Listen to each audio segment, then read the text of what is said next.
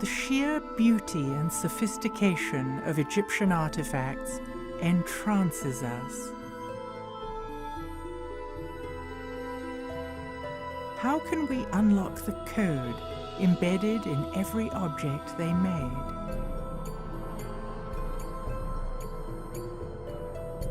How does the symbolism in Egyptian art illuminate their cultural values?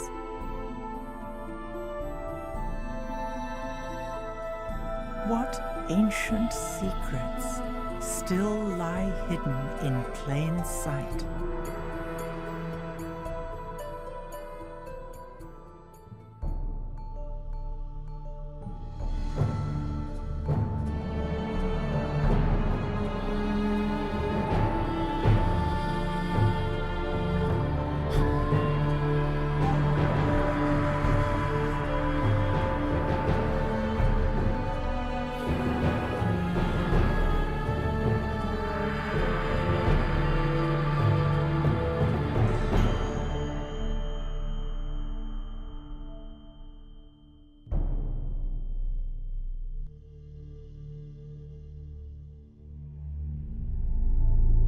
Our understanding of ancient Egyptian culture is limited.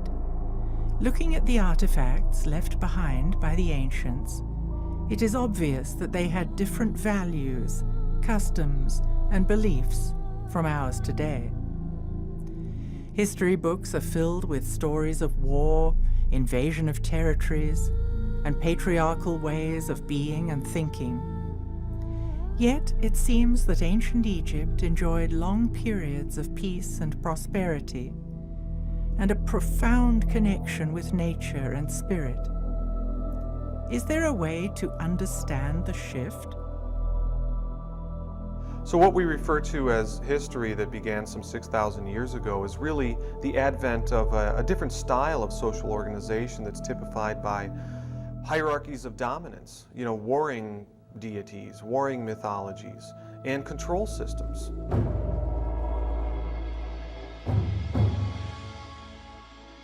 Vedic culture from ancient India speaks of a grand and measurable cycle of 26,000 years, consisting of ascending light ages and descending dark ages. In the higher ages, you see this philosophy of living in tune with nature.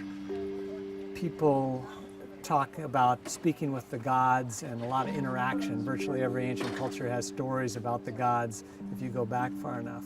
And you see a lot of matriarchal cultures if you go back far enough. The Dark Age times, you have this very brutal, paternalistic type of ruling. I think it's difficult for us to understand the ancient Egyptians because we've got the paradigm of the patriarchal structures on top of it, and we're looking through our own cultural lenses. Has world culture always been male-dominated and patriarchal? If not, what would a matriarchal system look like? Matriarchy is not the opposite of patriarchy, with women dominating and controlling men. It is based on balance between the masculine and feminine, and harmony with nature. This was exemplified in ancient Egypt, which was known in the old language as the land of Kemet.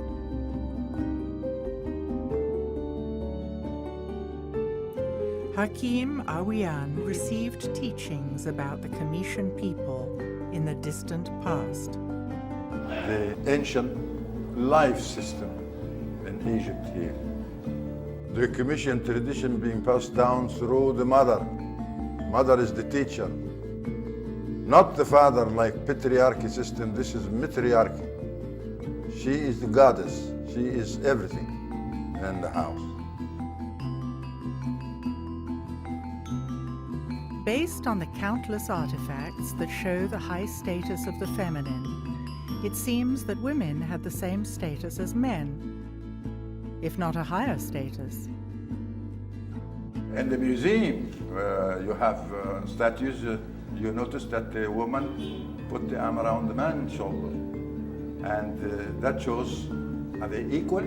No, woman was the upper head in the family. When she put her arm around the man's shoulder, she's saying, "This is mine." You also see that the sculpture in the old days put the feminine wig on a man's head when he promoted more to a woman than a man. Men's wigs were layered in different lengths, like steps. Women's wigs were parted in the middle, smooth, and all one length. When a man wore a woman's wig, it was an indication that he had high status. Only men with wisdom who wear the women wig. So these are the scribes and the physicians and the rest of them. All you can do is go back into the Old Kingdom, and what you find is, is obviously a fair amount of equality. The goddesses are revered as reverently as the gods, and there's even the instance, for example, of Hathor, the exception, in that she's the only deity that has a temple column all to herself. So the Great Mother, the great feminine principle, occupies a very important part in the whole Egyptian symbology, the whole Egyptian doctrine. There's absolutely no doubt about that. Women could own property, had as much rights as the men. They could divorce as easily as the men. Of all the known sophisticated civilizations that we have access to, probably women were better off in Egypt than they were anywhere else. Perhaps we are looking at ancient Egypt from a patriarchal viewpoint. We should let the symbolism in the artifacts tell their own story. The frescoes we see lining temple walls in Egypt and on stone slabs in museums around the world each tell their own story. We see the same images repeated again and again in Egyptian art. By learning to decode these symbols, we can look back in time, peeling back the layers of patriarchy that cloud our understanding of ancient history. Then we can begin to decipher the messages that the ancients left us. You have to accept that we're dealing with a period that occurred at least 5,000 years ago.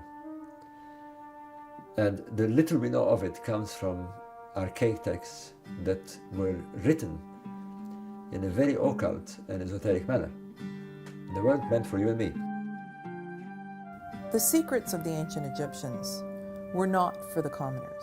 They were meant for a very, very small group of elites who had to be initiated over many, many years to appreciate what these texts said. They were for the high-level initiates, which were people who were trained, and they would go through different initiations, tests, that would help them be wise, that would help them confront their fears, that would balance them in the body, mind, and emotions. Initiates were students who were given rudimentary instruction on the mystery traditions of Mayan and Egyptian cosmic cycles. As they approached higher levels of consciousness, they came to respect different aspects of themselves that were represented in the feminine and the masculine. But they went further and called it sacred feminine and sacred masculine, which meant the purest form that was actually connected to the two hemispheres of the brain.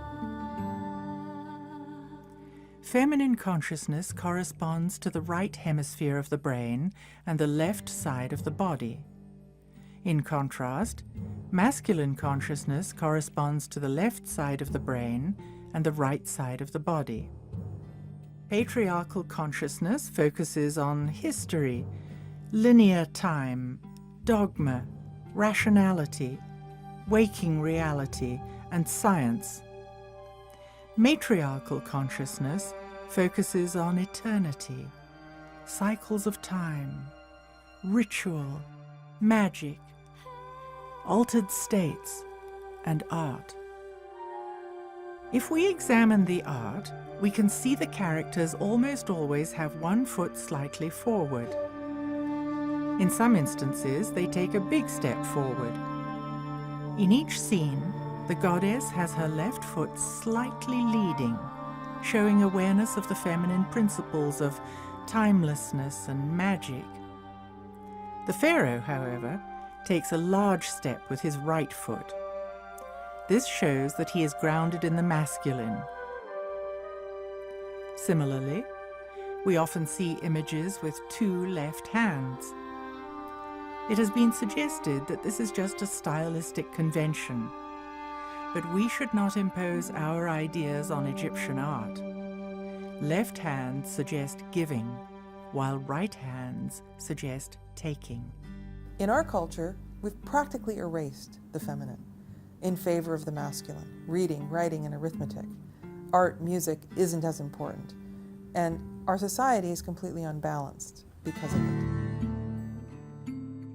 The ancients knew that you could not achieve high states of consciousness without these being in balance. And so they revered the pure qualities of either.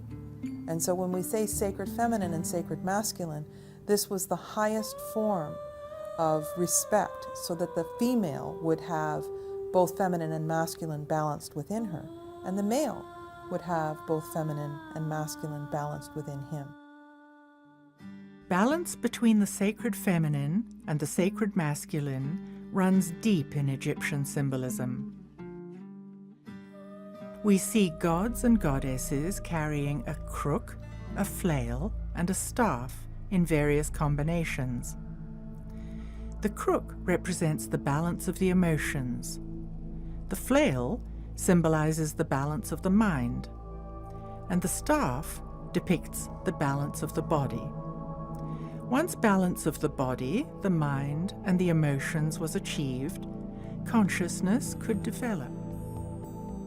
Notice the staff always has the head of a bird and a forked base.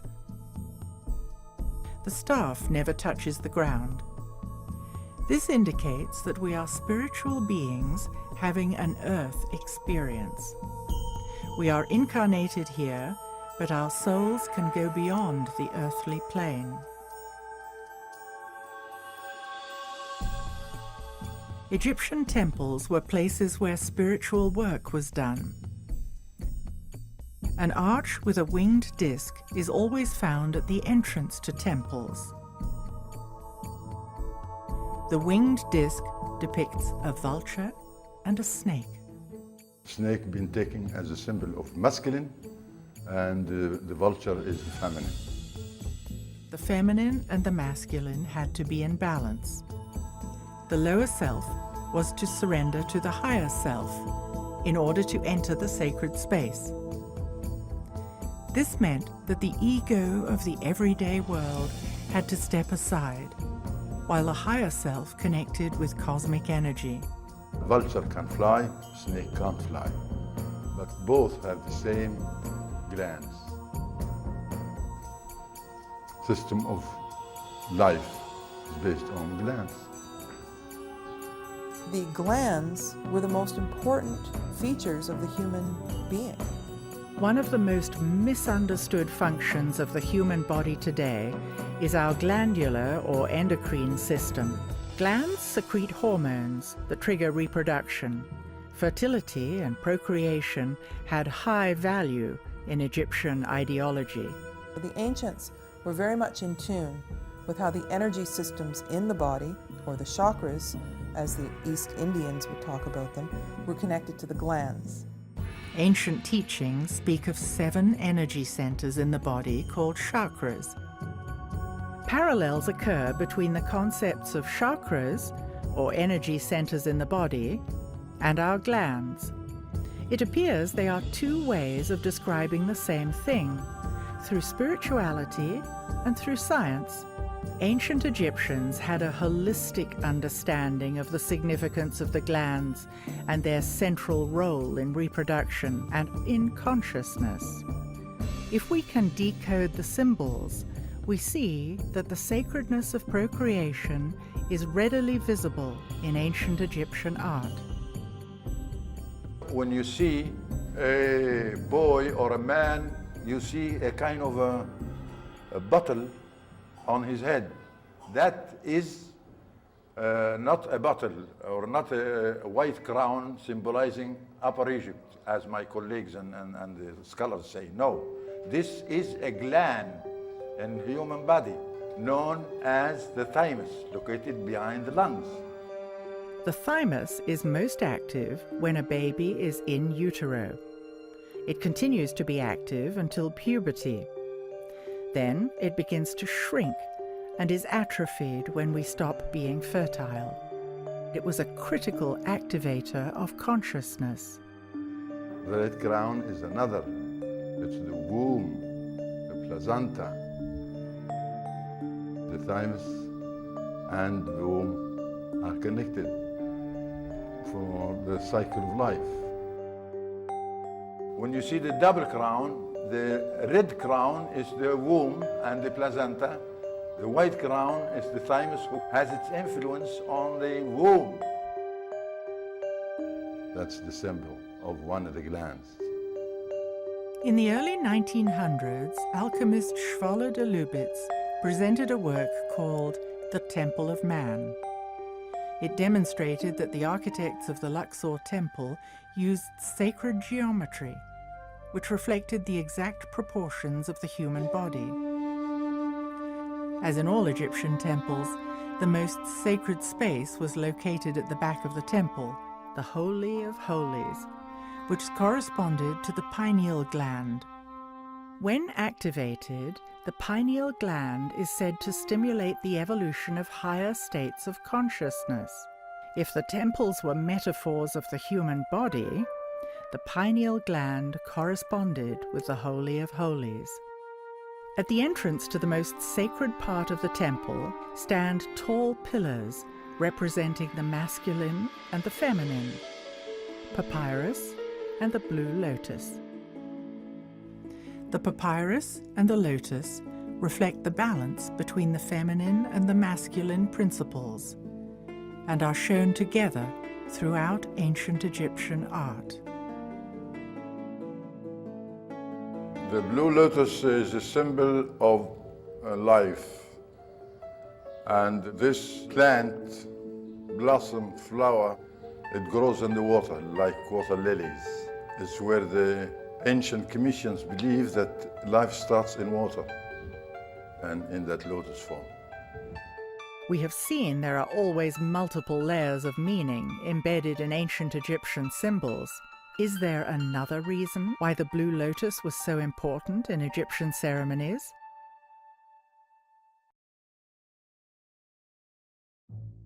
In ancient Egyptian art, we see countless instances of part animal, part human forms. What were the ancients trying to convey by these curious images?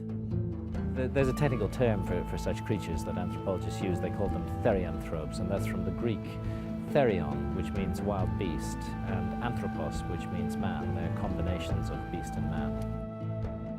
It's not an accident that all of the gods of Egypt are therianthropic. They have, of course, fully human forms, but in most cases they also have forms that are part animal and part human. So you may consider Horus the head of a hawk and the body of a man. You may consider Sekhmet a lioness with a human body and a lion's head. Or Anubis, of course, the guide of souls, who is part jackal and part human. Egypt isn't the only place where these half-animal, half-human images have been found. Half a world away, we find clues to decode these mysterious symbols. Throughout the Amazon today, shamans working with the powerful visionary brew ayahuasca, a combination of two plants. Very frequently they will, after their visions, when they return to the normal, alert, problem-solving state of consciousness, they will actually sit down and, recollecting what they saw in the visionary state, will paint and draw the images that they saw. And the most common motif of these ayahuasca visions is the therianthrope, creatures that are part animal and part human in form. This specific characteristic of the ancient Egyptian gods is one of the things that tells me that our ancient Egyptian ancestors were using altered states of consciousness to explore the realms of spirit. Again, we see images of blue lotuses. Is there another, less obvious interpretation of this symbol? Altering of consciousness has been done by a variety of different methods and techniques, most commonly in shamanistic cultures, still to this day. It's done by using hallucinogenic plants, which, as it were, switch the receiver wavelength of the brain and allow us to tune in to other realities. Of course, there are a range of non-drug techniques, rhythmic dancing, certain kinds of music, certain kinds of spaces have an effect on human consciousness. But there's a great deal of evidence that they made use of a potion involving the blue lotus and the mandrake root, possibly also the opium poppy as well, to enter a visionary state, and in that visionary state to explore, navigate, and learn about the realm that lies beyond death. And they had very concrete and specific ideas about this, which are expressed in the ancient Egyptian books of the dead, going right back to the pyramid texts. This was not a work of imagination on the part of the priests. This was a work of documentation, of their out-of-body exploration of realms that lie beyond the merely physical. Is it possible for us to learn to access other realms today? Can we expand our capacity to perceive? Do we need new ways to describe these phenomena? If I come today and say, I saw you in my dream, you're going to ask me, what did you see? Then I say the dream. Now, did I show you? The verb see is not there, because I did see you in my dream, but not with my eyes, because I was asleep. So how did that happen? There must be a sense put all this vision to me without my eyes. But I still, when I speak, limit vocabularities to say, I saw you in my dream. No, I didn't see you. But there's no other way to say it.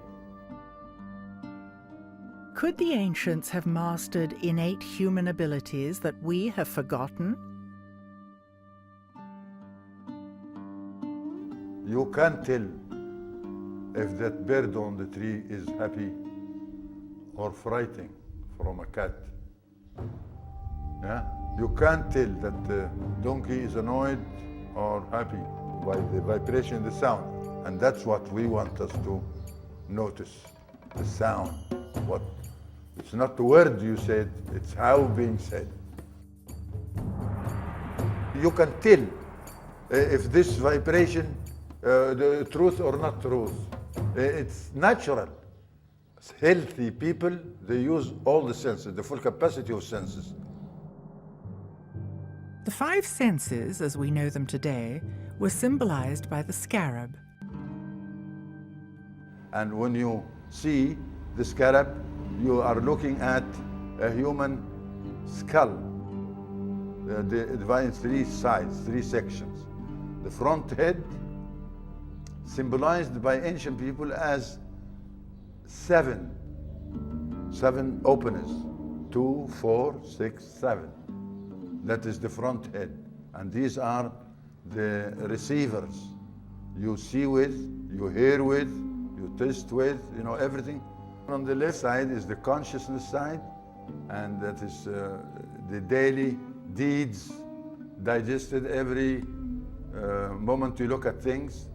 But the other side is the subconscious side, something you are unable to explain what's going on.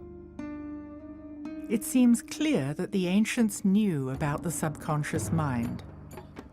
They had the power to reach beyond the senses, something we began to be aware of with the writings of Freud and the advent of psychology in the early 1900s. Don't compare people of today like the people of the ancient days. The people of ancient days were healthy. They able to use the senses. We looking at things as a crippled people. We only have 5 senses. We're supposed to have 360 senses. 360, and only 5 is recognized. We got the glance of the sense, but we didn't use it. And any muscles you don't use, it shrink, obviously.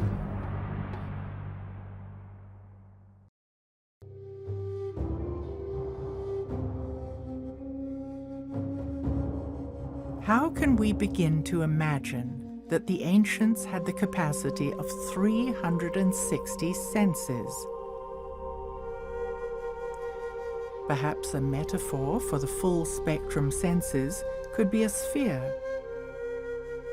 Is it possible for us to move beyond our 5 senses today? Our 5 familiar senses have been evolved by evolution to connect us to the physical and material realm. But we have, I like to think of it as a secret doorway inside our own minds, which can be opened in altered states of consciousness, through which we may project our consciousness into other realms and dimensions, and those then become accessible to us. Could it be that the ancient Egyptians were accessing supernatural realms through heightened perceptions that came from full spectrum senses?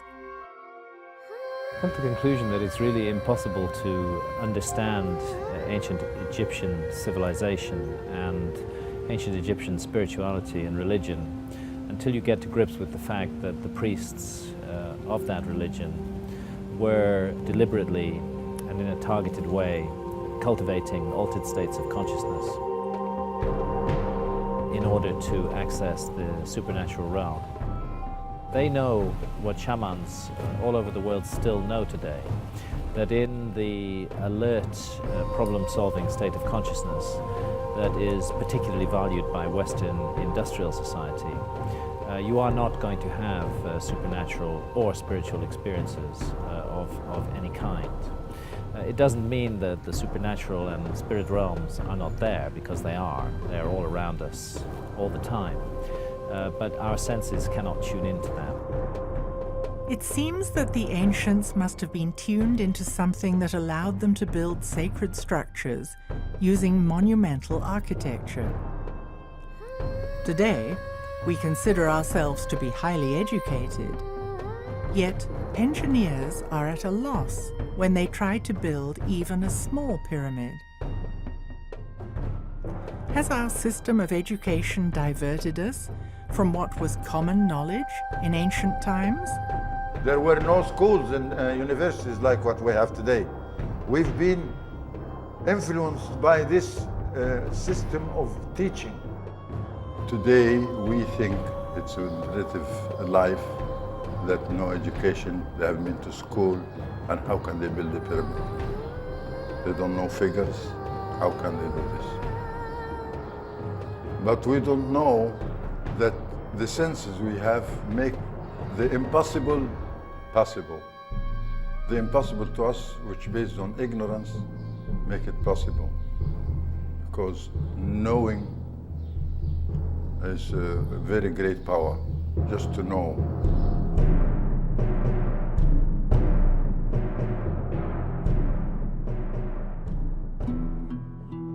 The most important ceremony for teaching the populace how to live well was the weighing of the heart. It reveals what the ancients believed happened in the moments after death. Initially, in the ceremony of the weighing of the hearts, the deceased would meet Anubis, who would say, "You're dead. Let's have your heart. We're going to weigh it against the feather of truth." If your heart was heavy because you had done something immoral, you weren't allowed to go to the other side. So the populace learned that they had to be light of heart in order to live well. As ancient Egypt slipped into patriarchal ways of being and thinking, the old spiritual ideology became codified, and organized religion became dominated by the Amun priesthood. The Amun priesthood had a lot of power, and they were in a position to have people pay for their salvation. It used to be that your heart was weighed against a feather of truth, but in later pictures of the ceremony of the weighing of the heart, you'll see Horus holding onto the scale, and you could pay the priesthood for Shakti dolls, and the more of them you had, the more likelihood you could buy the lightness of heart instead of being light of heart. Well, this is a fundamental change in terms of how to live well. And I think that we still are living in that way. History is written by its victors, and as the patriarchy took hold, much effort was put into suppressing Egypt's matriarchal past. There's a few pharaohs who were erased from the king's list. Hatshepsut was one, Akhenaten was one, and Tutankhamun was another. The legacy of the controversial pharaoh, Akhenaten, was almost lost forever with the complete destruction of the city he and Nefertiti had founded at Amarna. Now, very little was known about Amarna until there was an earthquake and the pylons at Karnak were filled with these little blocks that had been cut up, and they used them from Amarna to just as filler inside the pylons. So when archaeologists found them and started putting them back together, they realized there was a very large story here. For the ancients, life on Earth mirrored the motion of the stars in the sky. What the ancients did is they would have the capital be at Heliopolis in the north for 2,160 years, and then they would have the capital be at Thebes, which is now Karnak, for that length of time. When Akhenaten came into power in the new kingdom of the 18th dynasty, it was right at the time when things were supposed to shift. During this time, the patriarchy gained momentum, with the Amun priesthood steadily becoming more powerful. Akhenaten happened to have been born at one of these points of return or beginning. He believed that he was subjugated, like all pharaohs, to a cosmic law, to the law of Mat. What happens up there, they believed was controlling matters on earth. And things happened up there that dictated to Akhenaten that he had to move his base and had to reinstall the original religion. When it came time for Nefertiti and Akhenaten to change the capital, they knew that the Amun priesthood was in power and that they would really fight them on this. If he had moved to Heliopolis, there would have been civil war. If he had stayed in Karnak, he would have not performed what he had to perform to follow the law, the cosmic law. Finally, he settles for a midpoint. So instead of moving the capital back north, they decided to take a point exactly in the middle between the two, and this was Amarna. Art created by artisans in the Amarna period is exquisite and markedly different from the art in other periods. For the first time, Egyptian royal art depicted the pharaoh and his family all together and clearly showing affection for each other. They built this wonderful place, and they had gorgeous palaces, and people were creative. It was peaceful, there were flowers and nature, and people lived a leisurely life. But what it was a return to true spirituality. He ruled with his co-regent, Nefertiti. The feminine was honored. In this transition, Akhenaten and Nefertiti rejected the established religion of the corrupt Amun priesthood. They had a profound respect for solar energy, known as the Aten. And so returning to this was a big threat to the Amun priesthood. And so they plotted to take Amarna down. They eventually brought him down, and they destroyed his city, and they reinstalled the ancient gods, and with all their iconography. Yeah, they simply destroyed everything, every trace of him. If they didn't find the ruins of Akhenaten's temples used as rubble fill in the walls of Karnak, there'd be almost no sign of Akhenaten. Amarna was a peaceful society with great creativity and beauty.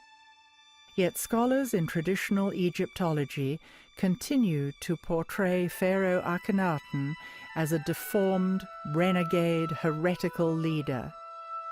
But seeing him as a heretical king is quite the opposite. The heretics were the priests. He was not heretical. He, in fact, was somebody who was determined to adhere to the divine law. And he went to the cross for it. After the fall of Akhenaten, Tutankhaten, a boy of only 9 years old, became pharaoh. Now, because we found Tutankhamun's tomb intact, we know a lot about him and the life that he lived. Now, he was raised at Amarna. Now, some people say that Akhenaten was his father. We don't have DNA tests. We haven't found the mummy of Akhenaten. We don't know that for sure. But it's interesting that he started out as Tutankhaten, because at Amarna they worshipped the Aten. But after he took the throne, they opened the temples again. They moved away from Amarna. It seems that as soon as the Amun priesthood found out that he actually was of the Aten, he changed his name to Tutankhamun, that suddenly he disappeared. After 10 years of leadership, when Tutankhamun was 19, he died mysteriously. His mummy was X-rayed, revealing a fractured skull, suggesting a blow to the back of the head. It seems that he was buried in a rush. His tomb is very small, and close to it there were a whole lot of mummies that were moved in a cache and put aside. So it's almost like there were several mummies from other dynasties that were in the tomb that he ended up in, and then they took furniture from Amarna and buried him there. Though the tomb of King Tut left us many clues, his fate remains a mystery. Another casualty of the patriarchal retelling of history is the story of Queen Hatshepsut. Hatshepsut came earlier in the 18th dynasty. She started out by being a queen, and then she became pharaoh. Hatshepsut was a wise and powerful leader who re-established trade networks with Egypt's neighbors, building the prosperity of the 18th dynasty.